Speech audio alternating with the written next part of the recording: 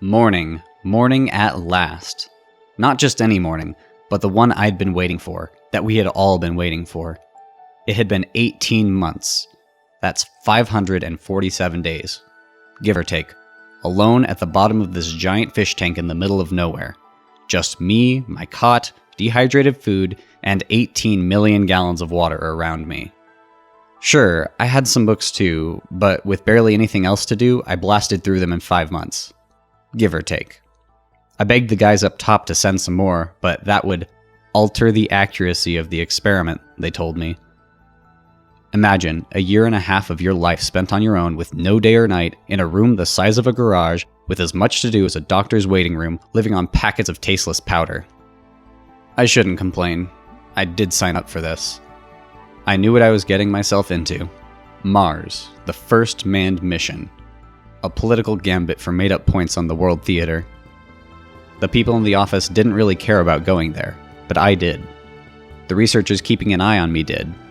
The taxpayers funding this, for my cot, the suit, the food I ate, and every rivet in the rocket, they cared. At least some of them. Soon the world would, and I would be the one to step foot there. The physical tests ran fine. I'd been staying in shape as best I could down here, but finally, I would be free. After a restless night's sleep, the alarm beside my cot rang to announce the arrival of 7 a.m.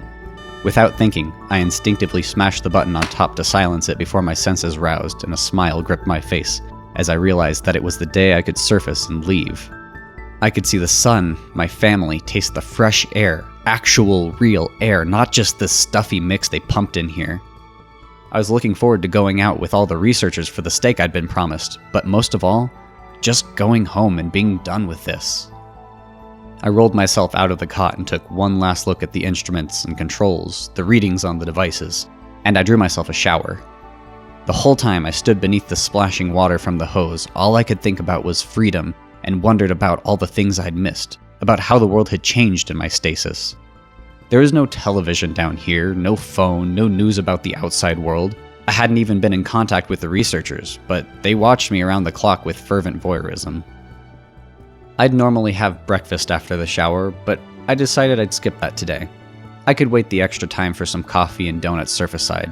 Hell, maybe even they'd brought me waffles.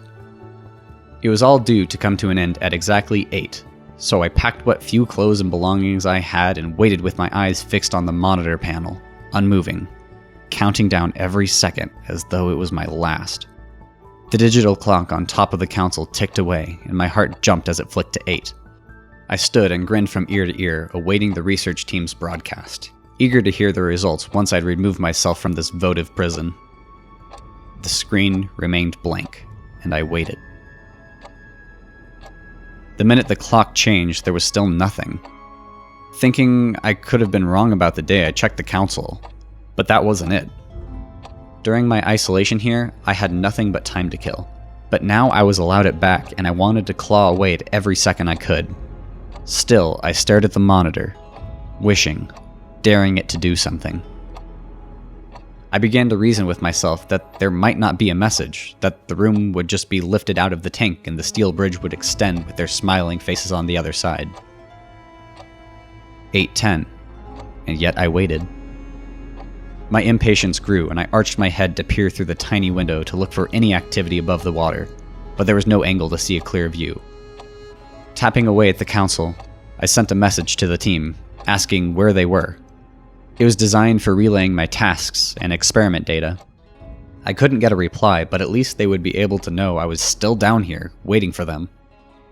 As the clock dialed to 9, I ratified that I'd have to be the one to release myself. In the back of the pod was an airlock that was used in case of emergencies only, or if the unending solitude became completely unbearable.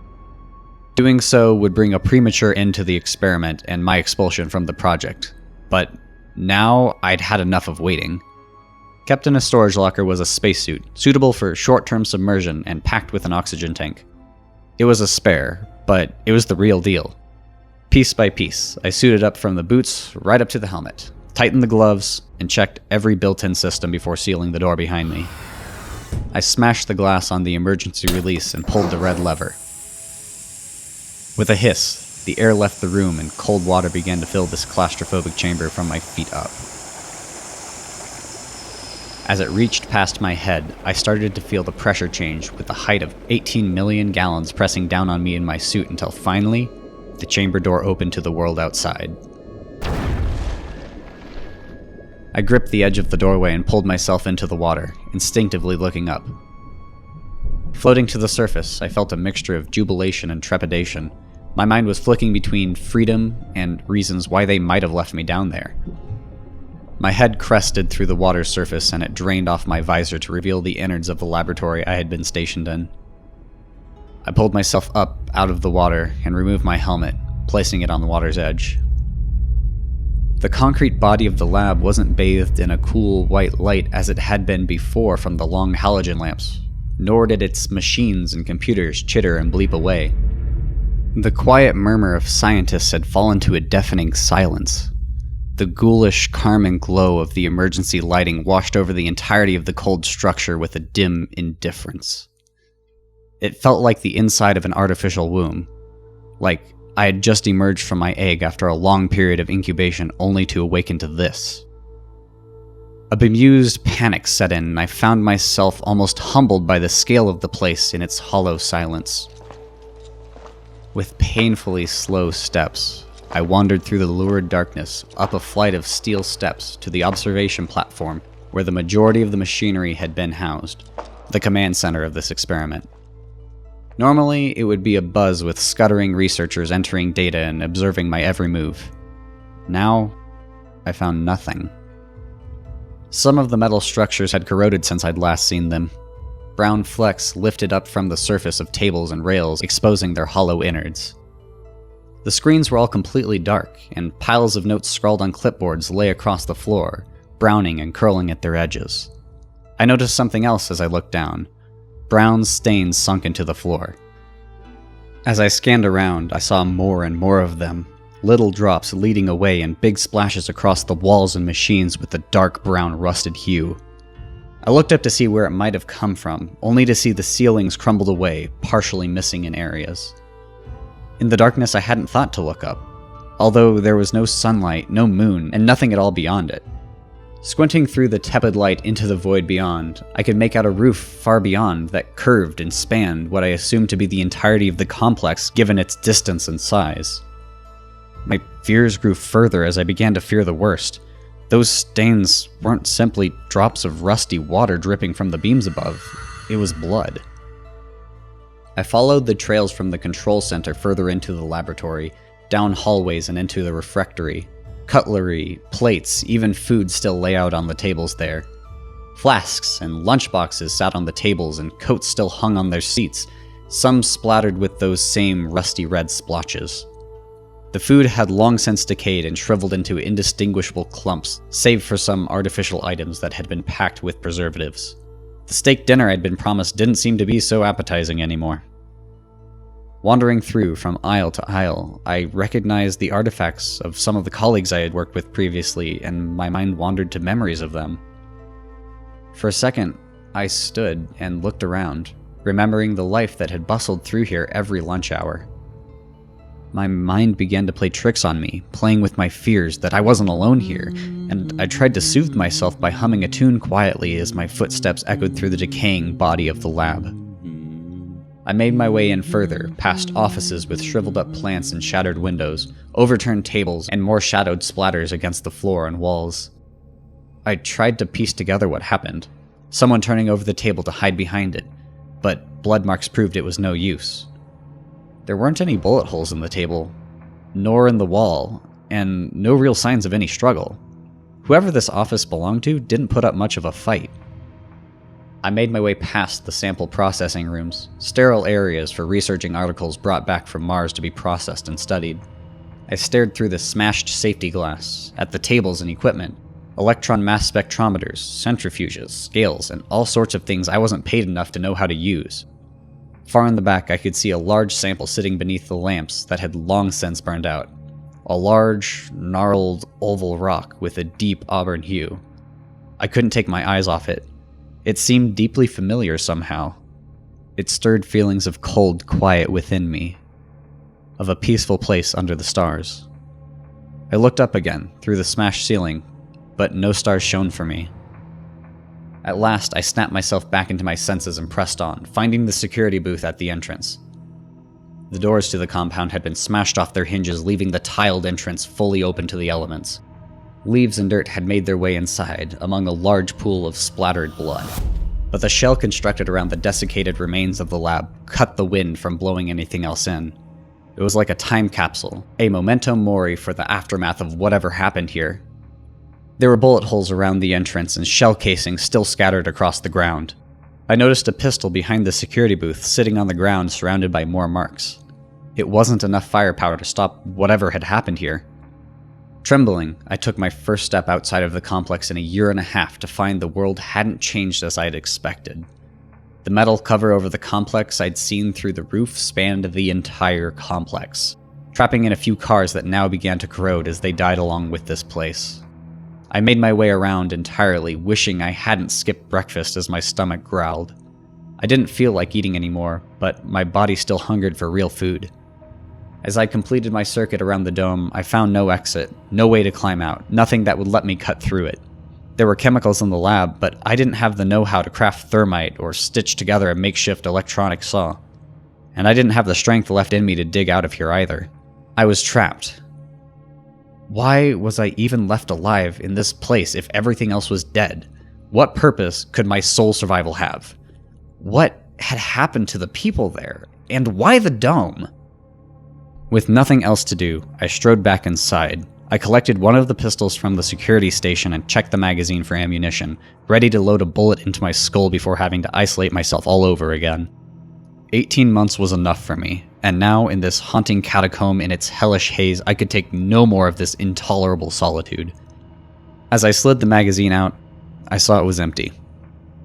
I felt a little disappointed, but at the same time, a snag of relief. Mindlessly now, I wandered to the firearms cabinet, knowing full well that it should be locked, but even if I couldn't break out of this place, I could at least break into that. When I reached it, I saw the case was empty. No guns, no ammunition, nothing. Like the bodies here, they were missing. Fate was determined to make me suffer. With nothing else left for me, I made my way back through to the control room and gazed at the ruddy uterine waters from which I had emerged earlier in the day. I would never be able to make it back into my isolation pod. It was never built to evacuate water from the airlock while still underwater. I sat down at the water's edge and rested my hand on my helmet, staring down at the hole that had been my prison and my home for a year and a half. I thought about the optimism I had shown when I was going in there, the hope to stand on an entirely different world. I thought about my family and my youth, unable to grasp the faces of the people that had loved me as my mind hazed. My self-pity was cut short as through the twinkling surface of the water, the image of an opening refracted through the tiny waves. There was a conduit for the water to drain and clean the massive pool near the bottom, large enough for me to fit in. They might have blocked it off, but the outlet was far beyond the dome. There was a small glimmer of hope, but it might work. Immediately, I put my helmet back on and turned on the oxygen to hear that familiar hissing as the suit pressurized before slipping myself back into the water. I swam down past my enclosure and eyed it as if passing an old friend before sinking down further into the depths below to find the entrance of the tunnel, roughly a meter across. It was entirely dark down there, but my suit was thankfully equipped with lights. I knew if I could make it to the inside of the pump, I could make it the rest of the way. Progressing along the pipes, the water began to grow murky, and my light shone across particulate floating lazily around, undisturbed for some time. It became thicker and thicker, and chunky yellow-brown slime began to rise to the top of the pipe. I looked forward to see where it was coming from, straight into a pile of bloated corpses rising to the top of the water, their skin pale and loose, their flesh coming undone and melting into a morbid soup. Horrified, I tried not to look as I gently pulled them past me to make my way beyond. There was quite a few of them. Whatever fate they escaped led them to this one. Surely an instantaneous death would have been better than drowning like this. There was a morbid comfort knowing I wouldn't rest here alone, at least. At the end of their resting place, I came across a pile of rubble, pieces too large together to move with my hands. They'd been placed there to block the way out.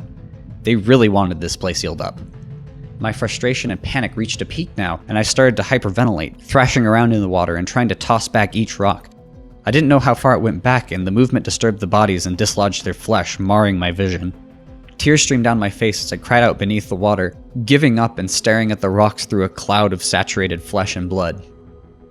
Then, silence once more. I snapped to my senses as memories flooded back to me. Memories of everyone here, the people from the samples lab, the guard booth, the cafeteria, all of them. They tricked me. They put me there under the water. I removed the helmet and let the cold water fill the suit. I squeezed my tendrils out of the mouth of this flesh puppet, the one who I chased into that pod after consuming so many. His voice called out in my mind, demanding control again, but I squeezed out completely and left his husk there. I didn't need him anymore. Squeezing my leathery tendrils beneath the rocks, I had much more leverage over them and tossed them aside with ease until I was able to nimbly squeeze my body through the tiny gaps between the rocks and the boulders. It wasn't long until I reached the end of the tunnel and clambered my way out of the inner workings of the pump and out into a dry pipe that led out into the world. I carried myself along, hurrying my way as I saw a glimmer of light splashing through the end. I was what they were afraid of. I was the reason they built that dome. I was hungry. And now, I'm free. Howdy y'alls, I hope you enjoyed that narration. This story is I Am the Thing Beneath Dark Water by Scare in a Box. Those of you who are interested in the story should seriously go check out this author. They do a lot of great work. Shout out to them for helping coordinate with me on getting the narration, some animation, and the story all released at the same time. Go check them out on Reddit. Great author, really. You can find links to this author in the description, as well as music and a link to the artist that was commissioned for the artwork that's used in the animation for this story. So thanks for listening, like, comment, subscribe, and see you next time.